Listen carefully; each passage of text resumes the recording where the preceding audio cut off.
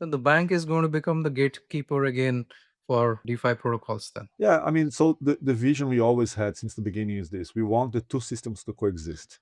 By the Mm. way, people can also join Rails without a bank. They can. There's a system in place already. You go to the Rails portal, and then you link your bank to your account, and then you don't have. Then your keys are managed in your MetaMask. You can use Rails through MetaMask in this way, but this is Uh-huh. not for everyone. You need to be a little bit more tech savvy for that. But the vision that we had set since the beginning of Parfin and Rails has always been that we want the two systems to coexist. We want the blockchain crypto world to exist, and we want the Um, traditional financial system to exist. Because the best way to improve things and the lives of people is through competition, right? And so if you live in a country where there's, let's say, a dictator and he's freezing your bank account, it's good to have an alternative, which is crypto. And likewise, if people that are running crypto start to do stupid decisions, then it's good to have a competition from the traditional financial world. Maybe they are faster, they are more trustworthy, they are easier to use.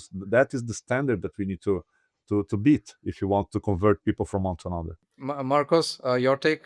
Yeah, and again, in the way I see it, imagine the following: you have your apartment, your house, in a tokenized format, like the Mm. title of your house, and then all of a sudden you say, okay, I have my house as a token. I will port over to a lending pool to borrow money against it. What if this, lending pool gets hacked?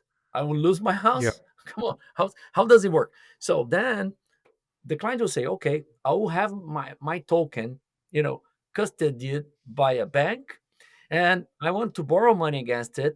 The bank will say, oh, I have validated these three lending pools, which we check the security, we trust, and by the way, you can use any of those.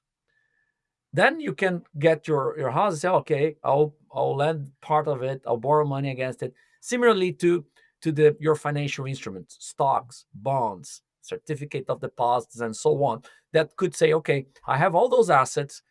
Hey, bank, please, I want to borrow money against it. There's this lending pool that you're supporting. I will transfer the tokens over and borrow money against it. That's one example. So they will kind of feel more secure by going that route.